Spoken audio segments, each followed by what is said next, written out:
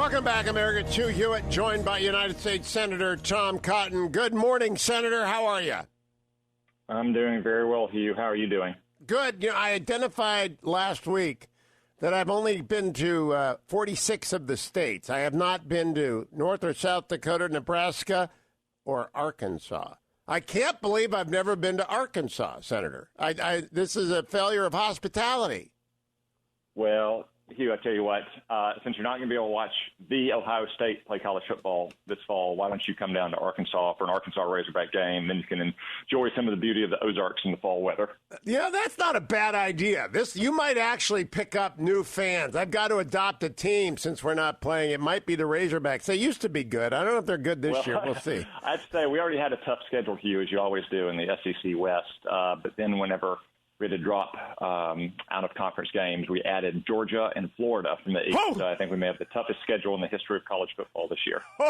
Oh, that is up. Hey, look, I want to ask you about the convention. This Democratic convention is a nightmare. It's the most boring thing I've ever seen. My theory is we ought to have 21-hour interviews with 20 different interlocutors for Donald Trump. Just put him on for 20 hours. You can pre-record him so he's not too tired. I think that would be a ratings bonanza. What are we planning that won't be as disastrous as this Democratic thing? Well, Hugh, I'll confess the disaster I watched last night was the Red Sox losing to the Yankees once again. Well, that's good. But I will leave it in the very capable hands of Donald Trump, who, if we recall, was star of a number one hit television show on NBC back in the day when they would still cover Donald Trump favorably when it was good for their bottom line.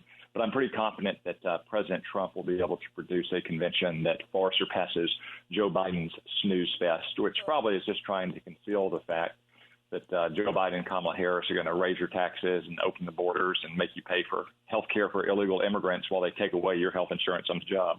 All right, so that is exactly what they're trying to hide. Talk to me about the post office. And I understand that this may not be a burning issue in Arkansas. I don't think it's a burning issue anywhere.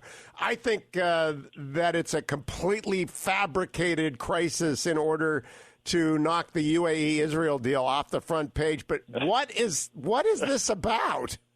There's a vast conspiracy, Hugh, of Donald Trump driving around in the middle of the night stealing mailboxes all across the country. No, Hugh, you're exactly right. This is cooked up out of thin air.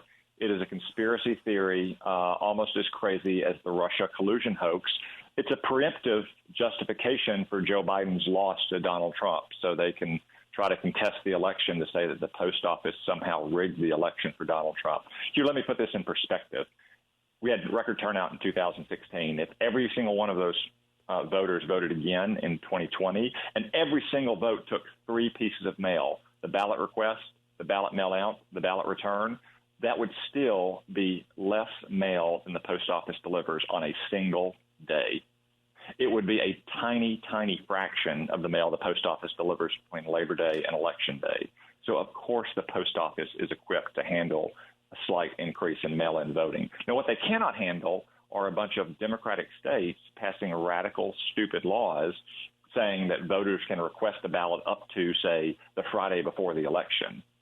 The states have to be responsible on their own end and provide reasonable timelines for the post office to deliver election mail, which they have done for decades and which I am confident the men and women of the United States Postal Service will do once again. They don't deserve these unwarranted attacks by the Democratic Party.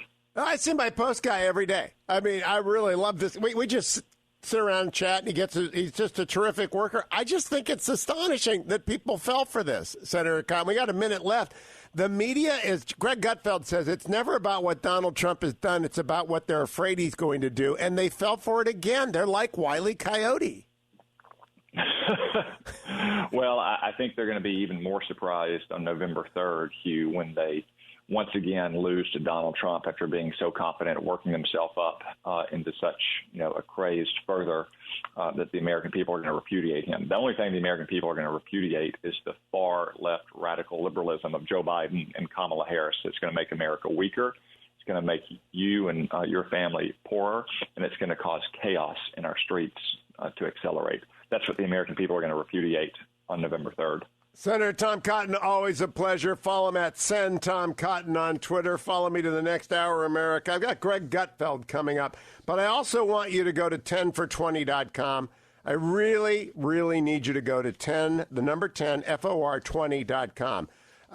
Job Creators Network is running this. They're a sponsor of my show. I am fully endorsing this. I'm 100% behind it. It is legit.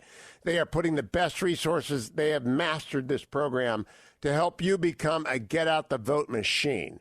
For the center-right America, for conservative Americans, we've never done the grassroots as well as the left. People have just motivated themselves. Now we got to get every single voter in America to the polls. Everyone who's eligible, we got to get them there. We got to get the silent majority to speak up with their votes. Go to 10for20.com to do that. 10for20.com. Then you can sit back and read Brad Thor's novel, Near Dark, if you want to. Near Dark is the bestseller. Don't treat yourself to Near Dark, even though it's a great read, until you have joined 10 for 20 and thought through your Christmas card list and found those 10 people to recruit. Then you get to read Near Dark by Brad Thor. Don't go anywhere, America. Greg Gutfeld's ahead in hour number 3 of today's Hugh Hewitt Show.